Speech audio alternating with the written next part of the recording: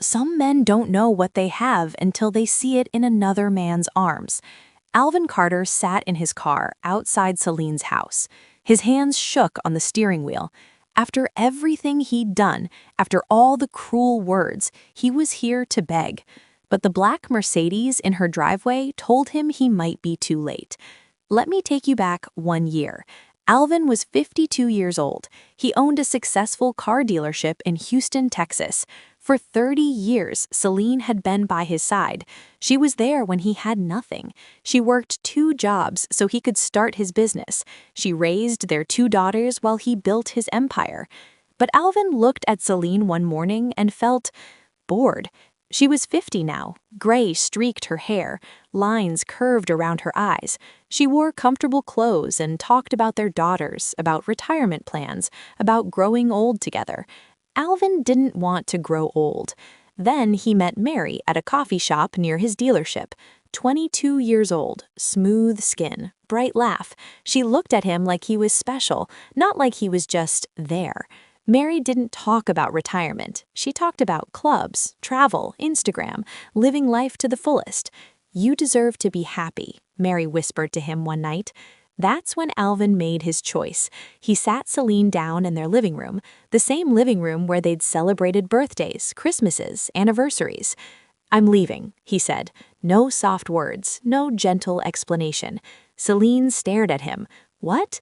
"You're old, Celine. I need something different, someone young, someone who makes me feel alive again." The words hit Celine like bullets. She didn't cry, not then. She just looked at him with those sad, dark eyes. 30 years, she said quietly. "I gave you 30 years. And now I'm giving you freedom," Alvin said, standing up. "We're both free." He walked out that night. Their daughters called him crying, begging him to reconsider. He blocked their numbers.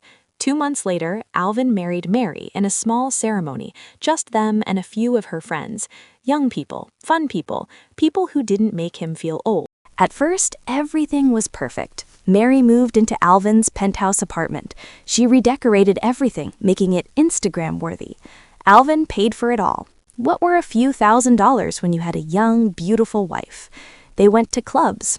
Alvin wore tight shirts and designer jeans. He tried to keep up with Mary on the dance floor, his back aching, his knees protesting.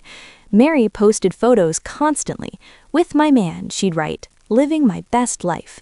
The comments rolled in, hundreds of them, mostly from young men. Mary would giggle at her phone for hours. "Who are you texting?" Alvin asked one night. "Just friends," Mary said, not looking up. Then came the shopping. Mary needed a new wardrobe for every season. Designer bags, expensive shoes, jewelry. "I have to look good for you, baby," she'd say, kissing his cheek. Alvin's credit card bills climbed higher. 10,000, 20,000, 50,000 in 1 month. "Mary, we need to talk about money," he said. She pouted. "I thought you wanted a young wife. Young girls like nice things. Celine probably never asked you for anything because she was too old to care." The mention of Celine stung, but Alvin pushed it away.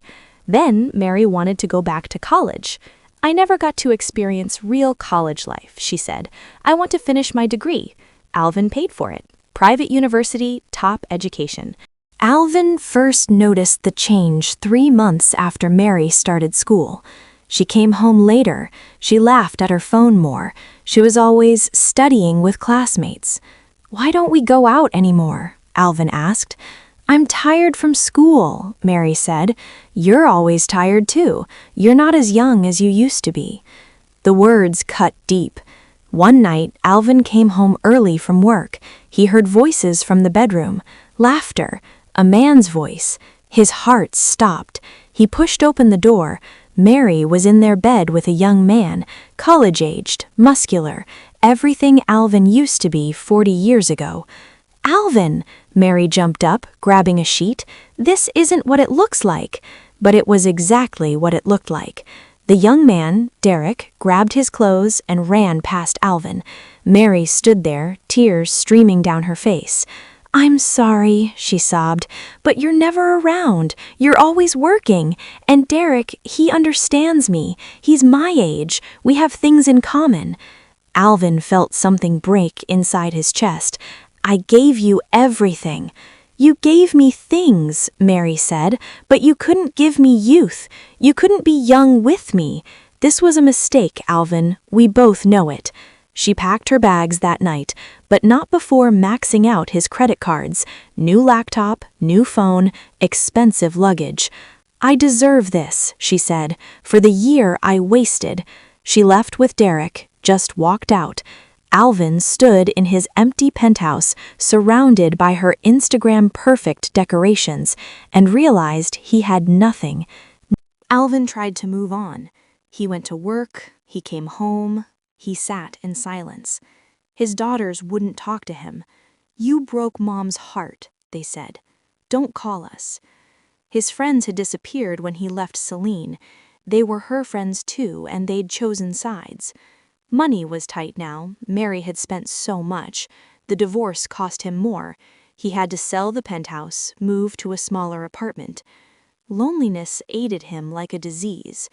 Late at night, he'd think about Celine, her quiet strength, her gentle laugh, the way she used to bring him coffee in the morning, the way she knew him better than anyone. He'd thrown away gold for glitter. After 6 months, Alvin couldn't take it anymore. He needed to see her, to apologize, to beg for another chance. He drove to their old house, the house he'd left her. His hands trembled as he parked outside. That's when he saw the Mercedes, sleek, black, expensive. A tall man walked out the front door, dark hair, well-dressed. He turned back and said something. Then Celine appeared. Alvin's breath caught. She looked beautiful. Her hair was styled. She wore an elegant dress. But more than that, she looked happy. She was smiling, really smiling at this man. The man kissed her hand. She laughed. Alvin felt sick. He got out of his car. "Celine." She froze, turned, saw him. The happiness drained from her face. "Alvin." The tall man stepped closer to her, protective.